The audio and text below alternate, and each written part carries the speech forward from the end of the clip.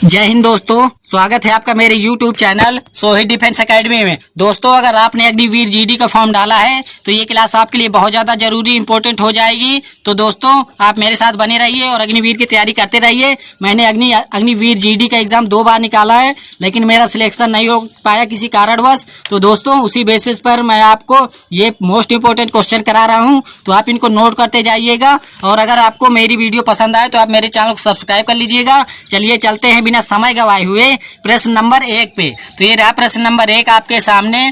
कोणार्क का सूर्य मंदिर कहाँ स्थित है? Option A Orissa, option B Maharashtra, option C Gujarat, option D Delhi. तो इसका राइट आंसर हो जाएगा दोस्तों option number A is right answer. अगले प्रश्न पे चलते हैं।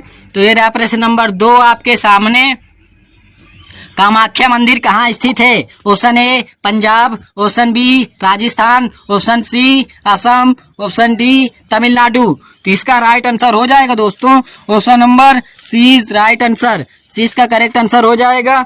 चलिए अगले प्रश्न पे चलते हैं। ये रहा प्रश्न नंबर 3 आपके सामने। जापान की राजधानी है? Option A Dhaka, option B Tokyo, option C Jakarta, option D Bern. तो इसका राइट आंसर हो जाएगा दोस्तों option number B is right answer. अगर आपसे पूछ ले बांग्लादेश की राजधानी क्या है तो ढाका होती है। इंडोनेशिया की राजधानी पूछ ले तो जकार्ता होती है। और स्विट्जरलैंड की राजधानी पूछ ले तो बर्न होती है। तो इन सभी राजधानियों को आप नोट कर लेना और याद कर लेना। चलिए अगले प्रश्न पे चलते हैं। ये रहा प्रश्न नंबर 4 आपके सामने। राष्ट्रीय शिक्षा दिवस कब मनाया जाता है? ऑप्शन ए 5 सितंबर, ऑप्शन बी 5 अक्टूबर, ऑप्शन सी 14 नवंबर, ऑप्शन डी 11 नवंबर। तो इसका राइट आंसर हो जाएगा दोस्तों option number D is right answer. D इसका करेक्ट हो जाएगा। चलिए अगले प्रश्न पे चलते हैं। ये रहा प्रश्न नंबर 5 आपके सामने। विश्व मानव अधिकार दिवस कब मनाया जाता है? ऑप्शन ए 4 दिसंबर, ऑप्शन बी 10 दिसंबर, ऑप्शन सी 11 दिसंबर, ऑप्शन डी 30 सितंबर। तो इसका राइट आंसर हो जाएगा दोस्तों option number B is right answer. 20 का करेक्ट आंसर हो जाएगा। अगर आपसे पूछ ले यूनिसेफ दिवस कब मनाते हैं तो 11 दिसंबर को मनाते हैं। तो इसको भी आप नोट कर लेना। चलिए अगले प्रश्न पे चलते हैं। किसानों का मित्र किसे कहते हैं? ऑप्शन ए बैल, ऑप्शन बी हल, ऑप्शन सी बैलगाड़ी, ऑप्शन डी केचुआ। तो इसका राइट आंसर हो जाएगा दोस्तों option number D is right answer. D इसका करेक्ट हो जाएगा। चलिए अगले प्रश्न पे चलते हैं। भारतीय किसान दिवस कब मनाया जाता है? ऑप्शन ए 23 दिसंबर, ऑप्शन बी 24 दिसंबर, ऑप्शन सी 25 दिसंबर, ऑप्शन डी 31 मई। तो इसका राइट आंसर हो जाएगा दोस्तों option number A is right answer. A इसका करेक्ट आंसर हो जाएगा। अगर आपसे पूछ ले क्रिसमस डे कब मनाया जाता है तो 25 दिसंबर को मनाया जाता है। और विश्व तंबाकू निषेध दिवस कब मनाया जाता है तो 31 मई को मनाया जाता है। तो इन सभी क्वेश्चनों को आप नोट कर लेना। आपके दिवस से भी क्वेश्चन पूछे जाते हैं। चलिए अगले प्रश्न पे चलते हैं। ये रहा प्रश्न नंबर 8 आपके सामने। भारत की प्रथम महिला शिक्षिका कौन थी? Option A Jyotiba Rao Phule, option B Savitribai Phule, option C Indira Gandhi, option D Sarojini Naidu. तो इसका राइट आंसर हो जाएगा दोस्तों option number B is right answer. 20 का करेक्ट आंसर हो जाएगा। अगर आपसे पूछ ले सावित्रीबाई फूले के पति कौन थे तो ज्योतिबा राव फूले थे। अब भारत की प्रथम महिला प्रधानमंत्री कौन थी तो ये आपको मालूम ही होगा, इंदिरा गांधी जी थी। और भारत की पहली महिला राज्यपाल सरोजनी नायडू थी, जो कि उत्तर प्रदेश राज्य से थी। तो इन सभी क्वेश्चनों को आप नोट कर लेना और याद कर लेना। चलिए अगले प्रश्न पे चलते हैं। ये रहा प्रश्न नंबर 9 आपके सामने। रोहतांग दर्रा किस राज्य में स्थित है? Option A Arunachal Pradesh, option B Tamil Nadu, option C Orissa, option D Himachal Pradesh. तो इसका राइट आंसर हो जाएगा option number D is right answer. D इसका करेक्ट आंसर हो जाएगा। अगर आपसे पूछ ले कि भारत में सबसे पहले सूरज किस राज्य में उगता है तो अरुणाचल प्रदेश में उगता है। तो इसको भी आप नोट कर लेना। चलिए अगले प्रश्न पे चलते हैं। ये रहा प्रश्न नंबर 10 आपके सामने। अयोध्या शहर किस नदी के तट पर स्थित है? ऑप्शन ए कृष्णा नदी, ऑप्शन बी गोदावरी नदी, ऑप्शन सी कावेरी नदी, ऑप्शन डी सरयू नदी। तो इसका राइट आंसर हो जाएगा दोस्तों option number D is right answer. D इसका करेक्ट आंसर हो जाएगा। चलिए अगले प्रश्न पे चलते हैं। धौलावीरा कहाँ स्थित है? Option A Gujarat, option B Punjab, option C Haryana, option D Rajasthan. तो इसका राइट आंसर हो जाएगा दोस्तों option number A is right answer. अगले प्रश्न पे चलते हैं।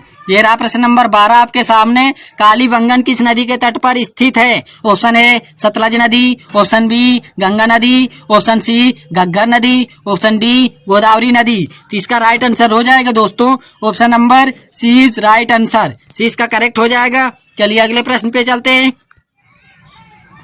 कालीबंगन कहाँ स्थित है? Option A Sikkim, option B Gujarat, option C Maharashtra, option D Rajasthan. तो इसका राइट आंसर हो जाएगा दोस्तों option number D is right answer, D इसका करेक्ट हो जाएगा। चलिए अगले प्रश्न पे चलते हैं।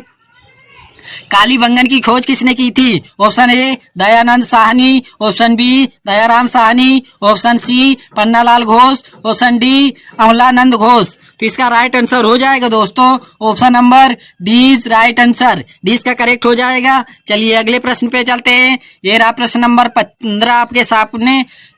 कालीबंगन की खोज कब हुई थी? Option A 1919, option B 1951, option C 1954, option D 1921। तो इसका राइट आंसर हो जाएगा दोस्तों option number B is right answer. अगले प्रश्न पे चलते हैं। ये रहा प्रश्न नंबर 16 आपके सामने।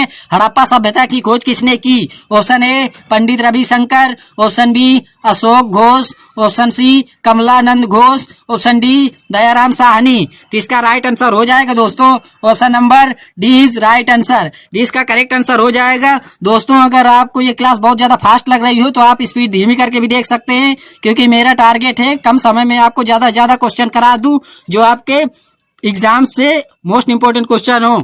तो आप नोट करते जाइएगा। अगर वीडियो पसंद आ रहा हो तो मेरे चैनल को सब्सक्राइब कर लेना। तो ये रहा प्रश्न नंबर 17 आपके सामने। हड़प्पा सभ्यता की खोज कब हुई थी? Option A 1919, option B 1954, option C 1958, option D 1921। इसका राइट आंसर हो जाएगा दोस्तों option number D is right answer. अगले प्रश्न पे चलते हैं। डीआरडीओ का गठन कब हुआ था? Option A 1954, option B 1966, option C 1968, option D 1958। तो इसका राइट आंसर हो जाएगा दोस्तों option number D is right answer. अगर आपसे डीआरडीओ का फुल फॉर्म पूछ ले कि फुल फॉर्म इसका क्या होता है, तो डिफेंस रिसर्च डेवलपमेंट ऑर्गेनाइजेशन होता है। तो इसको आप नोट कर लेना, इसका फुल फॉर्म भी पूछा जाता है। चलिए अगले प्रश्न पे चलते हैं। ये रहा प्रश्न नंबर 19 आपके सामने। इसरो का गठन कब हुआ था? Option A 1972, option B 1969, option C 1976, option D 1921। तो इसका राइट आंसर हो जाएगा दोस्तों ऑप्शन नंबर 20 राइट आंसर। अगले प्रश्न पे चलते हैं। तो ये रहा प्रश्न नंबर 20 आपके सामने। भारतीय राष्ट्रीय कांग्रेस की पहली महिला अध्यक्ष कौन बनी थी? Option A Sucheta Kripalani, option B Sarojini Naidu, option C doctor Annie Besant, option D इनमें से कोई नहीं। तो इसका राइट आंसर हो जाएगा दोस्तों option number C is right answer, C इसका करेक्ट आंसर हो जाएगा। अगर आपसे पूछ ले कि भारत की प्रथम महिला राज्यपाल कौन थी, तो सरोजनी नायडू थी, और भारत की प्रथम महिला मुख्यमंत्री पूछ ले तो सुचेता कृपलानी थी। तो इन सभी क्वेश्चनों को आप नोट कर लेना। ये क्वेश्चन आपके हर एक एग्जाम में रिपीटेड होते हैं बार बार, तो आप इन सभी क्वेश्चनों को नोट कर लेना और याद कर लेना। तो चलिए चलते हैं अगले प्रश्न पे। ये रहा प्रश्न नंबर 21 आपके सामने। भारतीय राष्ट्रीय कांग्रेस की पहली भारतीय महिला अध्यक्ष कौन बनी थी? Option A Sarojini Naidu, option B Indira Gandhi, option C Sucheta Kripalani, option D A O Hume. तो इसका राइट आंसर हो जाएगा दोस्तों option number A is right answer, A इसका करेक्ट आंसर हो जाएगा। कानपुर अधिवेशन में 1925 ईस्वी में भारतीय राष्ट्रीय कांग्रेस की पहली भारतीय महिला अध्यक्ष बनी थी डॉक्टर एनी बेसेंट। तो इसको भी आप नोट कर ले, जो मैं अभी बात आया आपको कि कब बनी थी, किस अधिवेशन बनी थी। तो इन सभी क्वेश्चनों को आप नोट कर लेना। चलिए चलते हैं अगले प्रश्न पे। ये रहा प्रश्न नंबर 22 आपके सामने। भारतीय राष्ट्रीय कांग्रेस का जनक किसे कहा जाता है? Option A Sardar Vallabh Bhai Patel, option B doctor Bhimrao Ambedkar, option C Rabindranath Tagore, option D A O Hume. तो इसका राइट आंसर हो जाएगा दोस्तों option number D is right answer, D इसका करेक्ट आंसर हो जाएगा। और भारत के प्रथम गृह मंत्री पूछ ले तो सरदार वल्लभ भाई पटेल होता है। अगर विश्व कवि के नाम से किसे जानते हैं तो रविन्द्रनाथ टैगोर जी को जानते हैं। तो इन सभी क्वेश्चनों को आप नोट कर लेना। और आधुनिक मनु के नाम से किसे जानते हैं, ये तो आपको मालूम ही होगा कि डॉक्टर भीमराव अम्बेडकर जी को कहा जाता है आधुनिक मनु के नाम से। तो इन सभी क्वेश्चनों को आप नोट कर लेना और याद कर लेना। चलिए अगले प्रश्न पे चलते हैं। ये रहा प्रश्न नंबर 23 आपके सामने। भारतीय राष्ट्रीय कांग्रेस का गठन कब हुआ था? Option A 1888, option B 1872, option C 1854, option D 1885। तो इसका राइट आंसर हो जाएगा दोस्तों option number D is right answer, 28 दिसंबर 28 दिसंबर 1885 ईस्वी में भारतीय राष्ट्रीय कांग्रेस का गठन हुआ था। तो आप चाहे तो डेट भी याद कर सकते हैं, डेट भी कभी कभी एग्जाम में पूछ लेता है। चलिए चलते हैं अगले प्रश्न पे।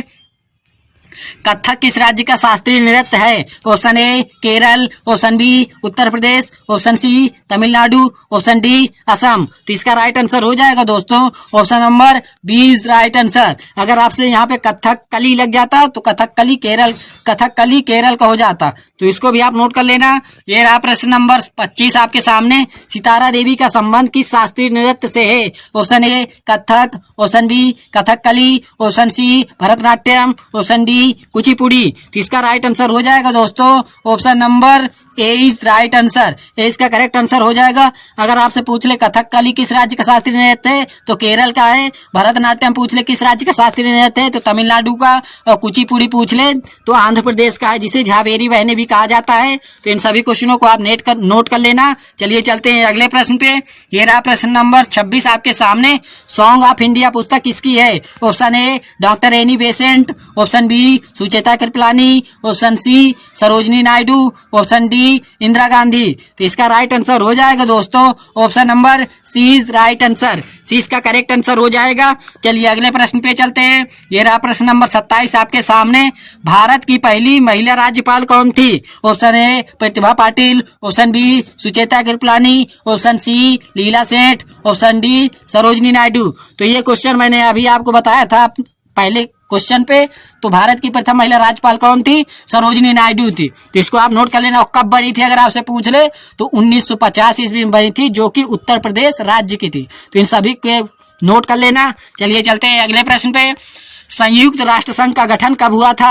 ऑप्शन ए 24 अक्टूबर 1945, ऑप्शन बी 25 दिसंबर 1945, ऑप्शन सी 23 सितंबर 1945, ऑप्शन डी 25 फरवरी 1945। तो इसका राइट आंसर हो जाएगा दोस्तों option number A is right answer. A इसका करेक्ट आंसर हो जाएगा। अगर आपसे पूछ ले कि संयुक्त राष्ट्र संघ का हेडक्वार्टर कहाँ स्थित है तो न्यूयॉर्क में स्थित है, न्यूयॉर्क। तो इसको भी आप नोट कर लेना। चलिए चलते हैं अगले प्रश्न पे। ये रहा प्रश्न नंबर 29 आपके सामने। संयुक्त राष्ट्र संघ का मुख्यालय कहाँ स्थित है? Option A Japan, option B Canada, option C New York, option D Switzerland. तो इसका राइट आंसर हो जाएगा दोस्तों option number C is right answer. C इसका करेक्ट आंसर हो जाएगा। अगर आपसे पूछ ले न्यूयॉर्क किस नदी किनारे स्थित है तो हडसन नदी किनारे स्थित है, हडसन नदी किनारे स्थित है न्यूयॉर्क। तो इसको भी आप याद कर लेना। चलिए अगले प्रश्न पे चलते हैं। ये रहा प्रश्न नंबर 30 और आज की क्लास का ये आखिरी प्रश्न है। सुरक्षा परिषद में कुल स्थायी सदस्य कितने होते हैं? Option A 10, option B 15, option C 20, option D 5। तो इसका राइट आंसर हो जाएगा दोस्तों option number D is right answer. D इसका राइट आंसर हो जाएगा। अगले तो दोस्तों यहाँ से अब आपके क्वेश्चन खत्म होते हैं। अगर आपको वीडियो पसंद आया हो तो आप मेरे चैनल को सब्सक्राइब कर लेना। मैंने अग्निवीर जीडी का एग्जाम 2 बार निकाला है, तो उसी बेसिस पर मैं आपको मोस्ट इंपोर्टेंट क्वेश्चन करा रहा हूँ। यहाँ से आपके प्रीवियस ईयर में बार बार रिपीटेड क्वेश्चन होते हैं, तो आप इन सभी क्वेश्चनों को नोट करते जाइएगा। अगर वीडियो पसंद आए तो कमेंट कीजिए, शेयर कीजिए और मेरे चैनल को सब्सक्राइब कीजिए। जय हिंद, जय भारत, वंदे मातरम, जय हिंद।